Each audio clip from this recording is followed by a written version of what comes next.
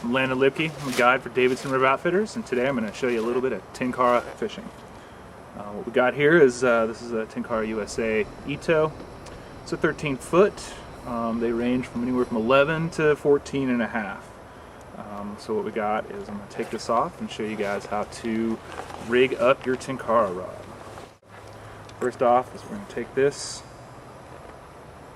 and we're going to pull out our Lillian, which is this little red piece of cord right here, and it's attached to the tip.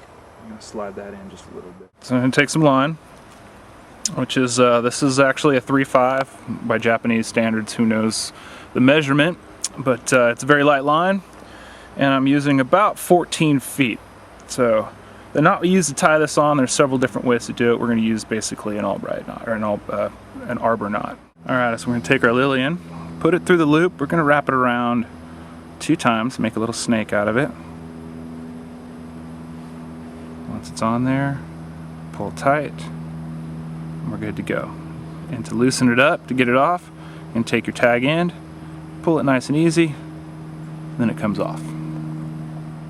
Alright, so now we're going to attach some tippet to the fly line itself. Usually you're going to take about 4 feet of 6X or 5X, depending on what you feel like. And then to attach it, any knot will do.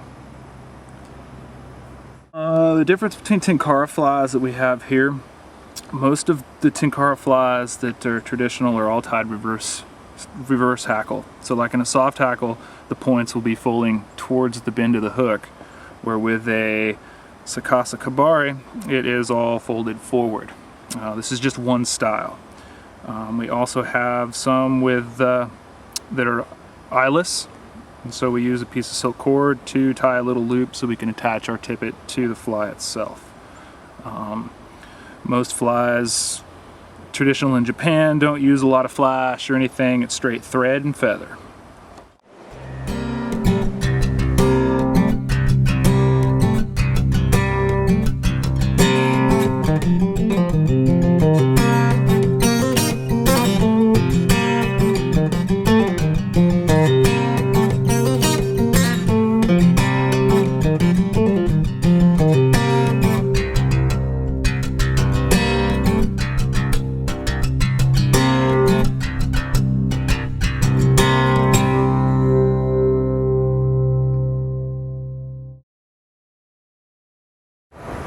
So, Tenkara Cast, unlike your Western fly rod with the reel, where you have your thumb up above, up on top of the cork here, with the Tenkara rod, use your index finger and roll it out like so, so that way you're pointing where you want your cast.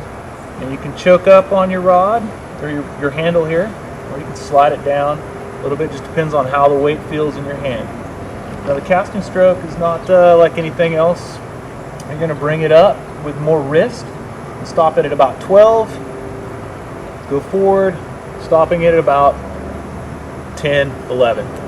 You want your fly to be the first thing that hits the water. And you can make it delicate to land nice and soft, or you can really put just a little bit of power to it and get that fly to kind of hit the water kind of hard to sink it down.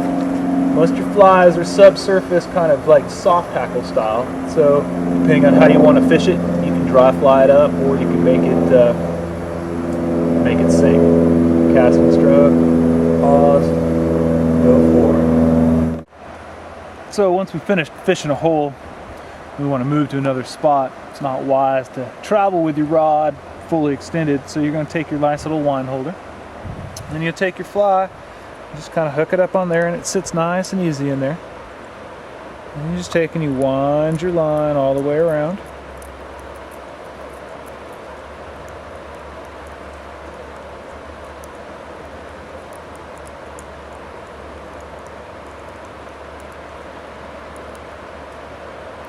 Now it will twist up a little bit.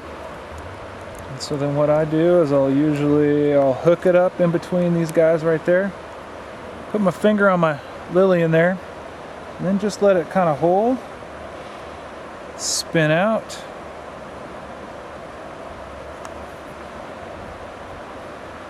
and then finish putting it back on a little bit. Pinch it through.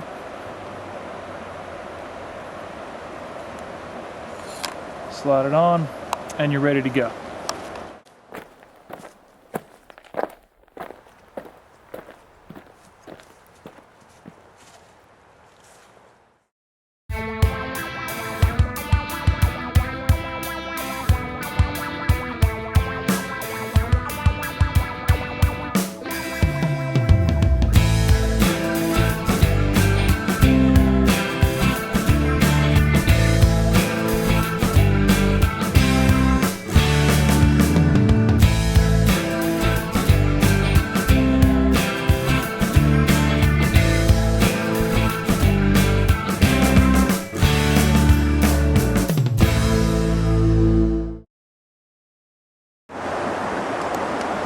Well, the hook set is pretty much like any other hook set.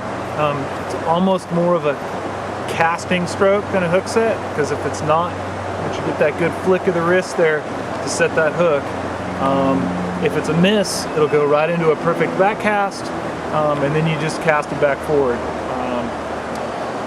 Landing a fish, playing a fish, if your line is longer than your rod, you will need to do a hand lining, which I'm sure you saw. And that's controlling the fish, grabbing your line, and basically playing that fish with your hand on the line until you control it, and then you can net it. Playing the fish out while it's out.